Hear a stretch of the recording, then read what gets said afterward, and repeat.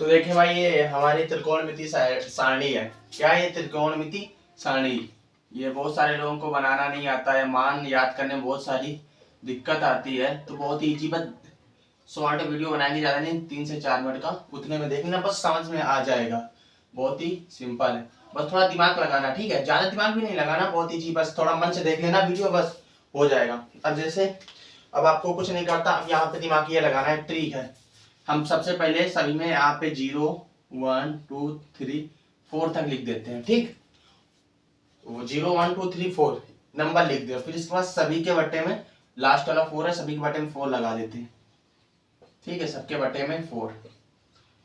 अब सबके जितना टोटल के बट्टे में रूट लगाएंगे, बस ये दिमाग में रखना, टोटल में रूट, फिर इसका मान निकालना, बस इतना याद रखना। सबके मतलब 0 1 2 3 4 ये गिनती लिख देना, फिर सबके बटे में 4 लगा देना, फिर इनका डिवाइड करके जितना मान है सब निकलता ही चला जाए, बहुत इजी है। तो अब इधर ध्यान दीजिए, अब ये देखो रूट 0/4, तो इसका कुछ नहीं होगा, इसका तो सीधा नॉर्मल सी बात है, इसमें तो बस 0 हो जाएगा। तो 0 का भाग देंगे रूट में, कोई फर्क नहीं पड़ता, इसको सीधा आप 0 लिख लो। अब इसके बाद देखो 1 है, 1 का रूट 1 होता है। अब से रूट 1/4 लिखा, तो इसका ऊपर रूट 1 लिखो, अपन रूट 4 लिखो, और 1 का रूट 1 और 4 का 2, 2 का वर्ग है, 2 दूनी 4, तो यहाँ पे आ जाएगा 1/2।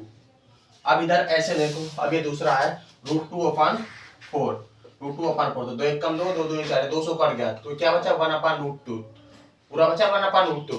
तो इसको 1 को ऐसे रखेंगे, नीचे बटे में रूट 2 लगा देंगे, 1 का रूट लगाने से कोई फायदा नहीं रहेगा, तो 1/√2 आ जाएगा इसमें।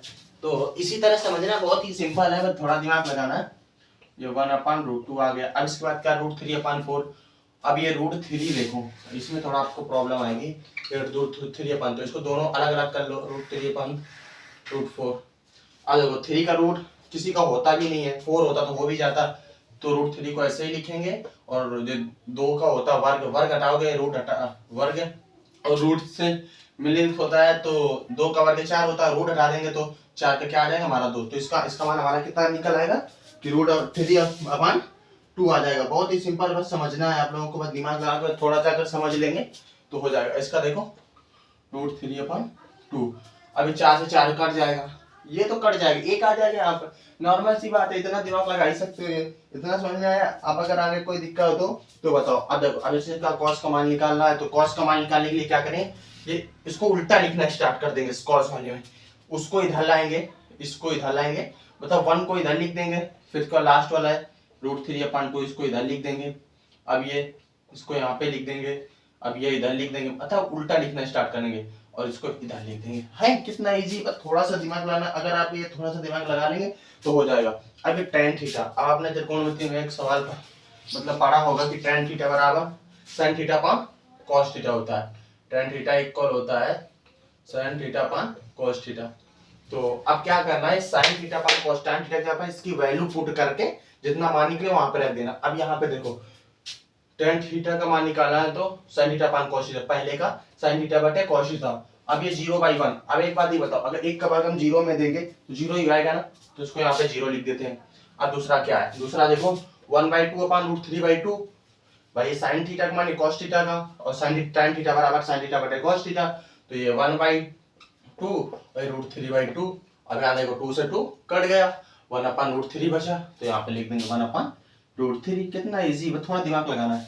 अब अगली कड़ी में क्या, tan थीटा बराबर इतने का मान निकालना, तो अब इधर देखो sin थीटा का मान ये है, ये इसके बाद ये 1/√2, इसके बाद 1/√2, √2 से √2 कट गया, 1 से 1 कट गया, तो यहाँ पे क्या बचा, 1 बचा, यहाँ पे हम 1। अरे इतना इजी, बस आप लोग थोड़ा बस समझने की देरी और समझ जाए तो ठीक है। अब यहाँ पे देखो, अब अगला क्या निकालना है, sin tan का निकालना है, tan बराबर sin थीटा बटे cos थीटा होता है, तो sin थीटा का मान कितना है √3/2, cos थीटा का मान कितना 1/2।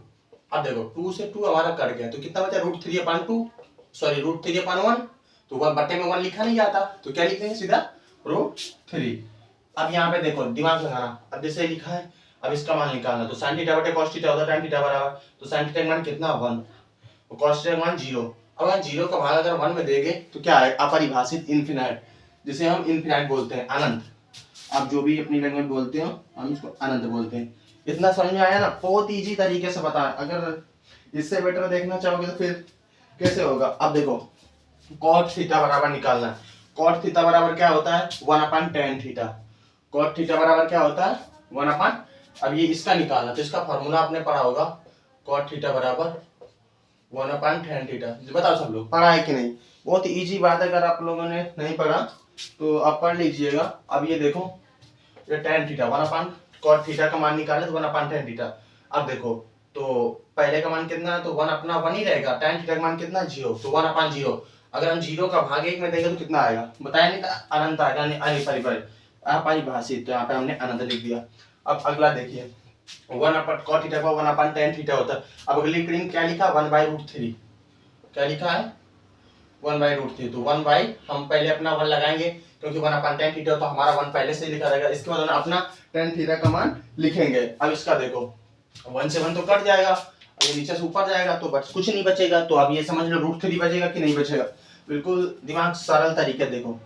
हमने यहाँ √3 लिख दिया। अब यहाँ देखो tan थीटा, अब 1/1 लिखेंगे भाई। cot थीटा का मान निकाल रहे हैं तो cot थीटा बराबर 1/tan थीटा। तो 1 का 1 अपना संख्या लिख देंगे, tan थीटा की वैल्यू पुट करेंगे 1/1 कर गया तो हमारा सब यहाँ पे क्या आ गया 1। अब इसी कड़ी में देखो अगला क्या लिखा √3। अब 1/√3 तो ये तो ऐसे ही लिखा जाएगा, तो इसको हम वहां पे लिख देते हैं 1/√3। अरे इतना इजी है, थोड़ा सा आपको ध्यान देना। अगर आप ध्यान दे दिए तो आपको ये बहुत आराम से आ जाएगा। तो यहाँ पे देखिए 1/√3। अब देखो अब यहाँ पे आप लोग फिर से कंफ्यूज होंगे कि क्या लिखा है 1/tan थीटा यानी 1/∞। अब ये बता इन्फिनाइट का भाग अगर हम 1 में देंगे तो यहाँ पे क्या आएगा, थोड़ा दिमाग लगाओ 0 आएगा। क्योंकि इन्फिनाइट कोई अंत नहीं, कोई फायदा है नहीं। इन्फिनाइट मतलब अनंत, भाग देंगे तो सीधा 0 आएगा। हम यहाँ पे कर लेते हैं 0। अब देखो ये sec थीटा, तो अब sec थीटा का मान निकालना है। तो sec थीटा का मान निकालने के लिए एक फॉर्मूला होता है 1/cos थीटा। अब 1 की जगह पे हम सभी में 1 पुट करेंगे, cos थीटा की वैल्यू रखते जाएंगे और sec थीटा का मान आ जाएगा। तो पहले क्या 1/cos थीटा की वैल्यू ये वाली हम पुट करेंगे, ये वाली, ठीक है 1/1। तो इसका हमारा 1 आ जाएगा। 1 का 1 का भाग देगा तो 1 आ जाएगा, बहुत ही जाहिर सी बात है। अब इसके बाद देखिए अब अगला है अब इसको 1/√3/2।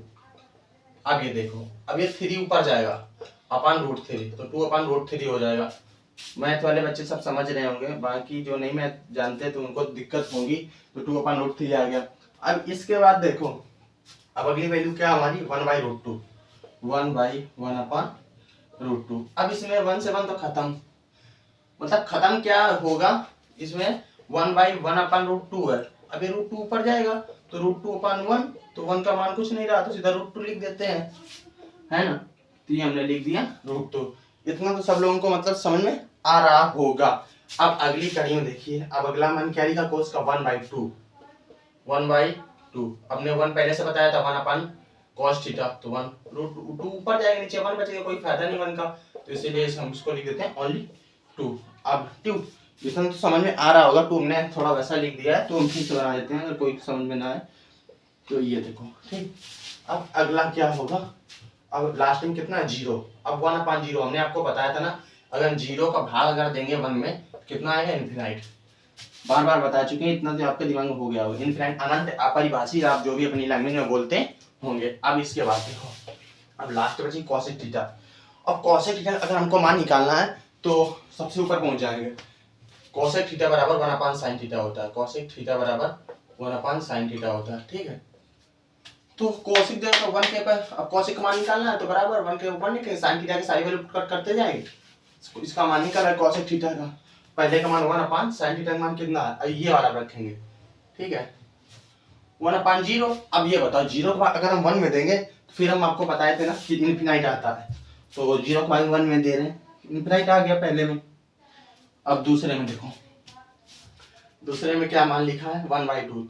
1 हमारा पहले से था कि 1/1/sin थीटा निकालना था cosec थीटा का। तो 1 को 1 पहले लिख देंगे और sin थीटा की वैल्यू पुट करेंगे तो 1/1/2।